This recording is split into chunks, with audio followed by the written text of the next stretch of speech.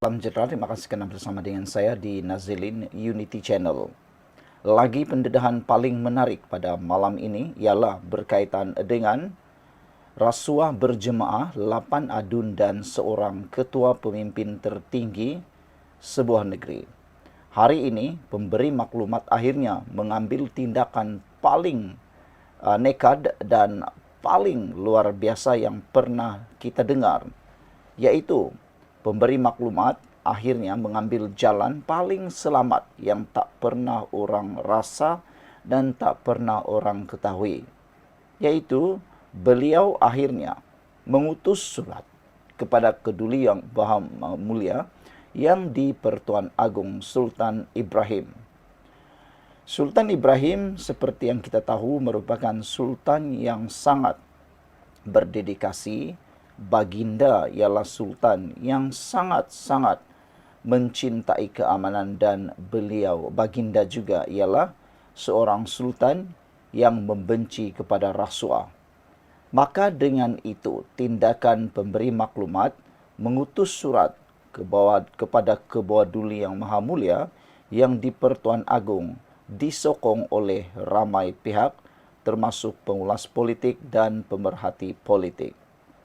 Ini kali pertama ahli perniagaan itu mendedahkan rakaman audio dan video kepada Keduli Yang Maha Mulia yang di-Pertuan Agong. Akhirnya pendedah maklumat utus surat terbuka kepada Agong.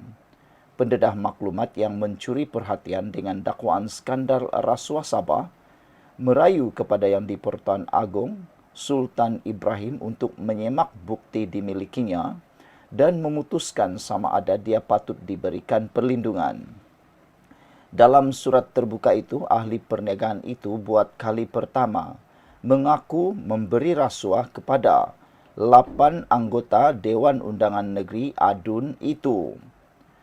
Patik dengan suci hati mengatakan dan bersumpah mengatakan, Patik tiada pilihan dalam keadaan tertekan dan terpaksa memberi rasuah kepada 8 orang YB tersebut, di mana Ketua Pegawai Eksekutif GLC CEO tersebut telah mengesahkan kepada Patik bahawa lesen-lesen hanya akan dikeluarkan sekiranya terdapat YB di belakangnya dan bagi syarikat yang tiada YB di belakangnya, walaupun mendapat scoring yang paling tinggi tidak akan dipertimbangkan untuk memperoleh lesen tersebut, katanya dalam surat itu. Dia juga memaklumkan terdapat video bekas Ketua Pegawai Eksekutif Sabah Mineral Management Sdn Bhd, John T.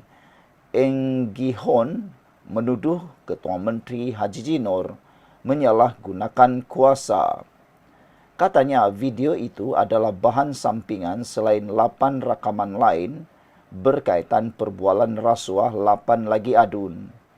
Patik bersumpah bahawa Patik pada ketika itu terdesak dan tiada pilihan kerana Patik telah mengeluarkan modal yang banyak bagi membuat persediaan menjalankan projek cari gali mineral tersebut dan telah berhutang dengan pelabur dan menemui jalan buntu apabila dimaklumkan tiada cara lain untuk mendapatkan lesen-lesen tersebut kecuali melalui rasuah kepada YB ini, katanya. Dia juga memohon maaf kerana menyembunyikan identiti atas alasan keselamatan serta memaklumkan kepada media terlebih dahulu. Katanya, dia dengan suci hati telah cuba untuk membongkarkan kes ini melalui SPRM. Patik dengan rasa rendah diri memohon maaf sekiranya surat Patik mengganggu yang amat mulia Tuanku, tetapi Patik atas dasar darurat dan tiada pilihan selain daripada berhubung terus dengan yang amat mulia Tuanku memandangkan Patik telah menerima ancaman bunuh yang mengugut Patik akan dibunuh dalam masa 24 jam, katanya. Sabtu lalu, Malaysia kini mendedahkan terdapat sekurang-kurangnya 8 rakaman video mengaitkan beberapa adun yang didakwa membincangkan rasuah bernilai ratusan ribu ringgit yang sebagai balasan untuk mendapatkan projek. Pemberi maklumat itu cuba mendapatkan perlindungan bawah Akta Perlindungan Pemberi Maklumat 2010 untuk membongkar perkara itu. Hari ini, Ketua Menteri Sabah Haji Jinor berkata akan memberi kerjasama penuh kepada pihak berkuasa berhubung dakwaan itu, namun mahu pemberi rasuah ditangkap terlebih dahulu. Pemberi rasuah itu ada niat tidak baik untuk dapatkan sesuatu daripada kerajaan. Apabila tidak dapat, inilah yang keluar rakaman, katanya. Di bawah salinan penuh surat kepada Agong tersebut. Saudara-saudara sekalian, apa komen Anda untuk isu dan pendedahan kali ini? Apakah Anda juga terkejut? Komen daripada E1976 dari zaman Atok lagi menular masa PN, kata beliau. Mr. Sakau kata berlaku zaman Madani atau zaman PNBS. Ini menjadi persoalan besar dan persoalan yang amat rumit untuk kita sama-sama rungkai.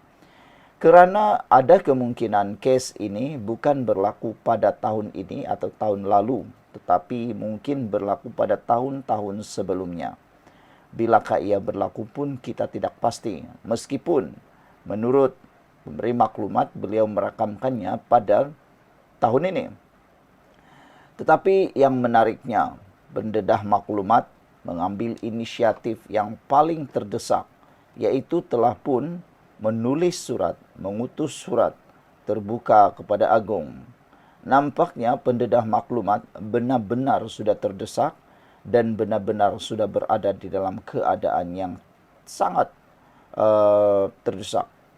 Bagaimana semua ini akan berakhir, kita tunggulah nanti. Tapi yang menjadi persoalan, bagaimana cepatnya pemberi maklumat dapat mengutus surat kepada yang di-Pertuan Agong. Pendedah maklumat menyatakan bahawa beliau telah pun terdesak dan mahu merayu kepada yang di-Pertuan Agong untuk menyemak bukti dimilikinya dan memutuskan sama ada dia patut diberikan perlindungan. Pemberi maklumat mengaku memberi rasuah kepada 8 anggota Dewan Undangan Negeri ADUN itu.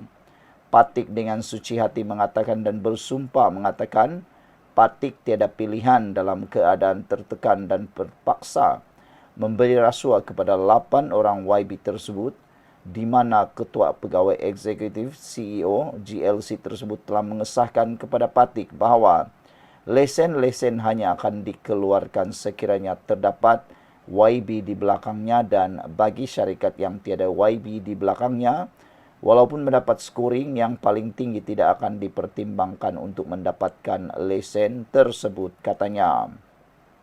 Dia juga memaklumkan terdapat video bekas Ketua Pegawai Eksekutif Sabah Mineral Management Sindiran Berhad, John T. Enggihon, menuduh Ketua Menteri Haji Jinor menyalahgunakan kuasa. Katanya video itu adalah bahan sampingan selain 8 rakaman lain berkaitan perbualan rasuah, 8 lagi adun. Sekian dulu untuk kali ini. Jangan lupa tinggalkan komen Anda.